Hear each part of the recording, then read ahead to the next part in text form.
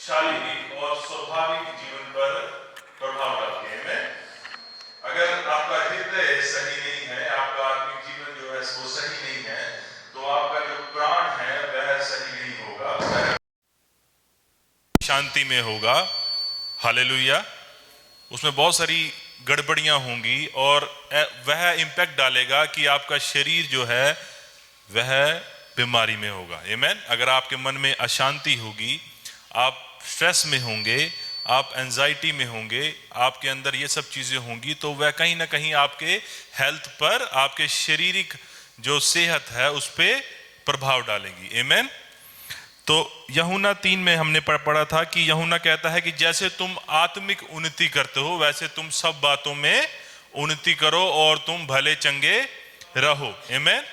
कि जब हम आत्मिक उन्नति करते हैं, जब हम स्पिरिचुअली हम बढ़ते हैं, तो हम देखते हैं कि हमारा जो शरीर है वह भला चंगा रहता है और हम स्वाभाविक रूप से भी उन्नति करते हैं। मतलब कि हमारे पास सब बातों में, सब चीजों के लिए पर्याप्त मात्रा में होता है।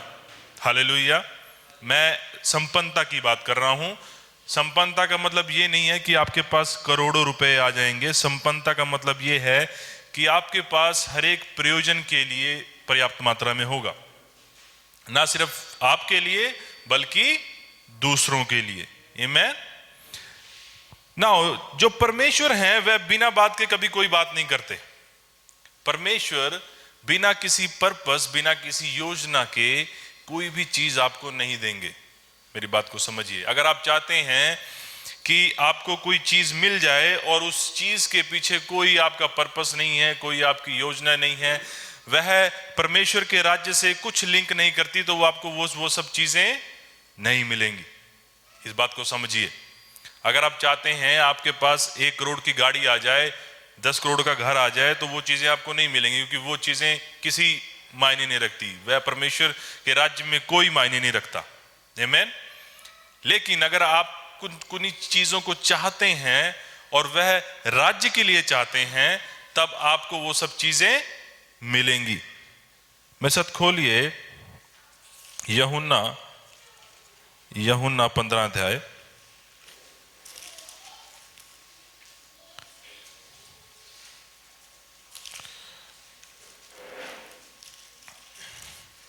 यूहन्ना 15 अध्याय 7 आयत।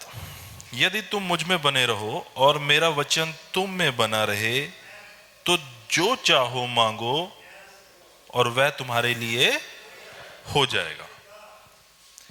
यहां पर ऐसा नहीं लिखा यदि तुम मुझ में बने रहो और मेरा वचन तुम में बना रहे, तो जो मैं चाहूं वो मांगोगे वह तुम्हारे लिए हो जाएगा। यहां पर लिखा है यदि तुम मुझ में बने रहो और मेरा वचन तुम में बना रहे, तो जो चाहो मांगो और वह तुम्हारे लिए हो जाएगा। आमीन। हम इस साल बहुतायत मांग रहे हैं। हम मांग रहे हैं कि परमेश्वर इस साल बहुतायत से हमें आशीष करे, अबंडेंस से हमें आशीष करे। लेकिन जब हम वह चीज मांग रहे हैं, तब उस चीज के लिए हमारे पास कुछ पर्पस होना चाहिए, कुछ योजना होनी चाहिए। हालेलुया। हालेलुया। यदि तुम मुझ में बने रहो और मेरा वचन तुम में बना रहे, तो जो चाहो मांगो वह तुम्हारे लिए हो जाएगा। परमेश्वर यहां पर वचन कह रहा है यदि तुम मुझ में बने रहो, मतलब क्या है? यदि तुम मेरी संगति में मेरे साथ बने रहो और जो मेरा वचन है वह तुम में बना रहे, तो जो कुछ तुम चाहोगे वह तुम्हारे लिए हो जाएगा। मतलब जब आप मेरे साथ बने रहेंगे तो मैं कुछ किन्हीं बातों को आपसे बोलूंगा। आमीन। ऐसा तो नहीं है मैं चुप रहूंगा या कुछ बोलूंगा ही नहीं। आप मेरी संगति में है, आपको पता नहीं चलेगा मैं कैसा व्यक्ति हूं, मैं क्या चाहता हूं, क्या मेरी इच्छा है, क्या मैं चाहता हूं। आपको ऐसा तो नहीं होगा कि आप मेरे साथ मेरी संगति में बने रहें और आपको पता ही ना चले कि मैं कौन हूं, कैसा हूं, क्या चाहता हूं, क्या नहीं चाहता, क्या मुझे अच्छा लगता है, क्या मुझे बुरा लगता है। ऐसा आपको होगा कभी? नहीं। अगर आप किसी के साथ संगति में बने रहेंगे तो आपको ये पता चलेगा कि वह क्या चाहता है, क्या नहीं चाहता, क्या उसको बुरा लगता है, क्या उसको अच्छा लगता है। आमीन। परमेश्वर कह रहे हैं यदि तुम मुझ में बने रहो और मेरा वचन तुम में बना रहे तो जो चाहो मांगो वह तुम्हारे लिए हो जाएगा। आमीन। मतलब जब तुम मुझ में बने रहोगे, मेरी संगति में बने रहोगे, तो जो मेरा वचन है तुम उसको अहमियत दोगे। अगर तुम मुझसे प्रेम करते हो तो मेरी आज्ञाओं को मानोगे। हालेलुया। जब आपको किसी के साथ संगति करना अच्छा लगता है, जब आप किसी के साथ संगति करते हैं, आपको उसकी संगति में अच्छा लगता है, तब आपको जब वह कुछ बातें बोलेगा तो आप देखेंगे कि आप स्वभाव से उन बातों को मानेंगे। आमीन। मानेंगे। आगे ये कह रहा है तो जो चाहो मांगो वह तुम्हारे लिए हो जाएगा। दूसरे शब्दों में परमेश्वर कह रहे हैं तुम मेरे साथ बने रहो, मेरा वचन तुम्हारे साथ बना रहे, हम एक हो जाएं, एक इच्छा हमारी हो जाए, एक बात हमारी हो जाए, जो मेरा वचन है वही तुम्हारा हो जाए, तो हम मिलकर इस पृथ्वी पर जो मेरी इच्छा है तुम्हारे द्वारा पूरी कर सकते हैं। ये नहीं कह रहा कि तुम परमेश्वर की संगति में बने रहो और उसका वचन तुम में बना रहे और फिर तुम चाहे गाड़ी मांगो, पैसा मांगो, सब कुछ मांगो तुम्हें मिलेगा। ये उस विषय में बात नहीं कर रहा, या इस विषय में बात कर रहा है कि जो परमेश्वर चाहता है जब आप उसकी संगति में बने रहेंगे, उसका वचन आप में बना रहेगा, तो आप जो कुछ चाहेंगे वह इस पृथ्वी पर होगा। लेकिन जब ये दो चीजें होंगी तब आप वही चाहेंगे जो वह चाहता है। आमीन। तब आप वो नहीं चाहेंगे जो आप चाहते हैं, तब आप वो चाहेंगे जो वो चाहता है। अगर तुम मुझसे प्रेम करते हो तो मेरी आज्ञाओं को मानोगे। मेरा पिता की महिमा इसी में होती है कि तुम बहुत सा फल लाओ, तब ही तुम मेरे चेले ठहरोगे। जैसे मेरे पिता ने मुझसे प्रेम रखा वैसे ही मैंने तुमसे प्रेम रखा, मेरे प्रेम में बने रहो। यदि तुम मेरी आज्ञाओं को मानोगे तो मेरे प्रेम में बने रहोगे, जैसा कि मैंने अपने पिता की आज्ञाओं को माना और उसके प्रेम में बना रहता हूं। मैंने ये बातें तुम्हें इसलिए कही कि मेरा आनंद तुम में बना रहे और तुम्हारा आनंद पूरा हो जाए। आमीन। परमेश्वर चाहता है कि हमारे पास इस 2023 में सब कुछ भरपूरी से हो, सब कुछ पर्याप्त मात्रा में हो। वो इसलिए ना हो कि बस हमारी जरूरतें पूरी हों, वह इसलिए हो कि दूसरों की जरूरतें पूरी हों। आमीन। ताकि जो राज्य है आपके द्वारा फैले, राज्य आप तक सीमित ना हो जाए, राज्य आपके द्वारा फैले। परमेश्वर ये नहीं चाहता कि ये आप बचाए गए यीशु मसीह में, उसने आपको छुड़ा लिया, अब आप नए जीवन के भागी हैं, लेकिन अब राज्य आप तक रुक जाए और आपको सप्लाई करता रहे। परमेश्वर चाहता है कि आप राज्य के वारिस हैं, आप दूसरों को सप्लाई करें। आमीन। राज्य में हम इसलिए नहीं हैं कि हमारी जो जरूरतें हैं वह पूरी होती रहें, कि हमें चंगाई भी मिलती रहे, हमें संपन्नता मिलती रहे, नौकरी मिल जाए, पढ़ाई अच्छी हो जाए, ऐसे हो जाए, वैसे हो जाए। राज्य में हम इसलिए हैं कि हम उसके राज्य को लोगों तक लेके जा पाएं, लेकिन यह तब होगा जब हमारा हृदय सही कंडीशन में होगा। अगर हमारा हृदय सही कंडीशन में नहीं है तो हम आज भी अपने लिए ही चाहेंगे, अपने लिए ही मांगेंगे। छोटा सा दायरा होगा कि मेरे परिवार में मेरे बच्चे, मेरा पति, मेरी बीवी, मेरी माँ, मेरा भाई, ये सब सही हो जाएं, बस हम सिर्फ इतने ही दायरे में सीमित रहेंगे। हम देश की बात नहीं करेंगे, हम स्टेट की बात नहीं करेंगे, हम दुनिया की बात नहीं करेंगे, हम सिर्फ अपने घराने की बात करेंगे बस। लेकिन परमेश्वर चाहता है कि हम उसके राज्य को इस पृथ्वी की छोर तक लेके जाएं। आमीन। और परमेश्वर हमें संपन्नता इसीलिए देगा, बहुतायत इसीलिए देगा, ताकि हम बहुतों तक जा पाएं। बहुतायत सिर्फ इसलिए नहीं होगा कि हम अपने परिवार और अपने तक सीमित रहें, बहुतायत इसलिए होगी कि हम बहुतों तक रीच भी कर पाएं। सुसमाचार तभी इफेक्टिव होगा जब हमारे पास सब कुछ बहुतायत से होगा।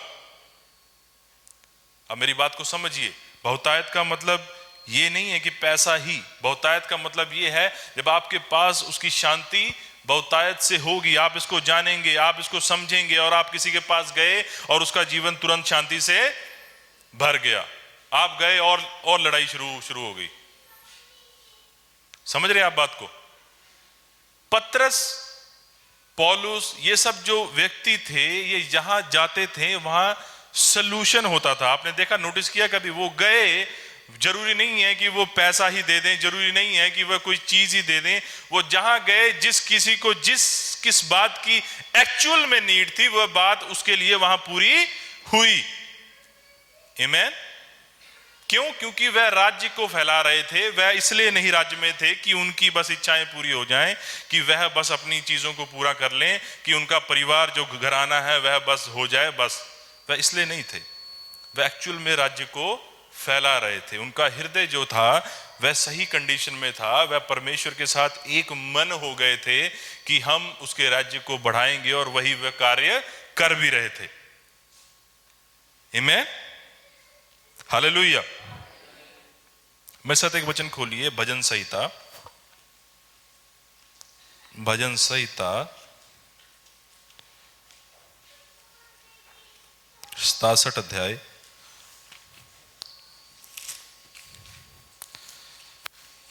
67 अध्याय 67 पहली आयत। यहां पर लिखा है, परमेश्वर हम पर अनुग्रह करे और हमें आशीष दे, वह हम पर अपने मुख का प्रकाश चमकाए, जिससे तेरी गति पृथ्वी पर और तेरा किया हुआ उद्धार सारी जातियों में जाना जाए। परमेश्वर हम पर अनुग्रह करे, हमें आशीष दे, और उससे क्या होगा कि परमेश्वर की गति पृथ्वी पर और उसका किया हुआ उद्धार सारी जातियों में जाना जाएगा। इसलिए नहीं कि परमेश्वर हमें अनुग्रह दे और हमें आशीष दे ताकि हमें अच्छी नौकरी मिल जाए, अच्छा घर मिल जाए, अच्छी गाड़ी मिल जाए और हम खुश हो जाएं, बस हमारा आनंद पूरा हो जाए। यह मकसद नहीं है आशीष और अनुग्रह का। यहां पर लिखा है, जिससे उसकी गति पृथ्वी पर और तेरा किया हुआ उद्धार सारी जातियों में जाना जाए। क्या हो अगर एक घर में 4 जन हैं और 3 बच्चे जो बेचारे अभी छोटे हैं, और 4 जन आपस में यही करें कि मैं कमा रहा हूं, मैं अपने लिए कमा रहा हूं, मैं नहीं दूंगा इनको, उन छोटे बच्चों को, जो 3 बच्चे हैं, चारों जन कहें ये मेरी कमाई है, मुझे चाहिए, मेरी जरूरतें हैं, मैं अपने लिए करूंगा बस। वह घराना टिकेगा? क्या उन बच्चों का पालन पोषण होगा? क्या वो घर सस्टेन कर पाएगा? नहीं करेगा। ऐसे ही राज्य तभी बढ़ेगा, राज्य तभी फैलेगा जब हम एक दूसरे के लिए अपने हाथों को बढ़ाएंगे, चाहे वो चंगाई के लिए हो, चाहे वो संपन्नता के लिए हो, चाहे वो एक कपड़े के लिए हो, चाहे वो किसी बात के लिए हो। परमेश्वर हम पर तभी बहुत बातों के लिए भरोसा कर पाएगा जब हम छोटी सी छोटी बात में भी विश्वास योग्य होंगे। आमीन। तभी परमेश्वर हमें बहुत बातों के लिए आशीष करेगा जब हम छोटी छोटी बातों के लिए विश्वास योग्य होंगे। जरूरी नहीं है आपके पास लाखों रुपए हों, जरूरी नहीं है आपके पास बहुत सारी चीजें हों, आप बहुत सारी चीजों में लोगों के साथ सहयोग कर सकते हैं, दूसरों को पहल देकर। आप सिर्फ इतनी ही बात में सहयोग कर सकते हैं कि मेरे भाई पहले आप, यह पर्याप्त होता है। आमीन। अभी क्रिसमस था, मैंने देखा कि बहुत सारे गेस्ट हमारे आए हुए थे, लेकिन हमारे विश्वासी पहले प्लेटें भर भर के, 2-3 को तो मैंने देखा वो जब मैं खाने गया वो तीसरा चक्कर लगा रहे थे।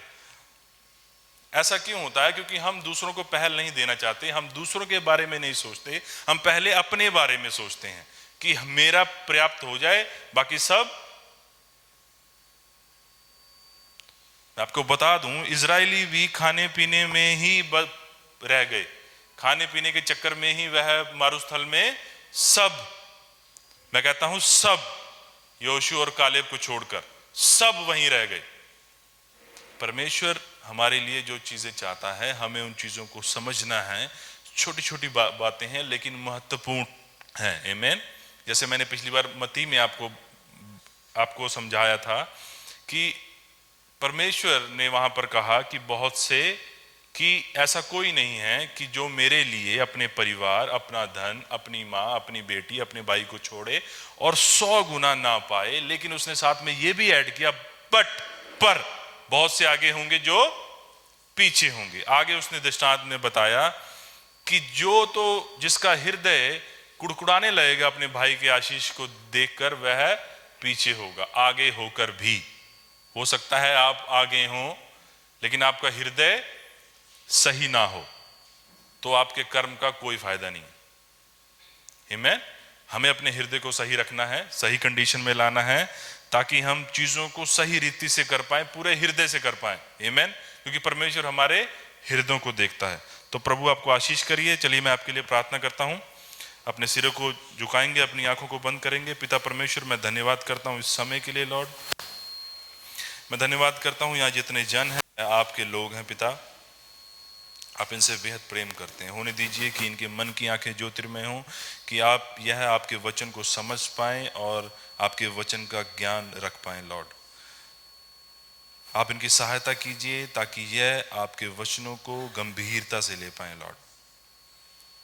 आगे के समय को मैं आपके हाथ में देता हूं। यह प्रार्थना यीशु मसीह के नाम से मांगता हूं।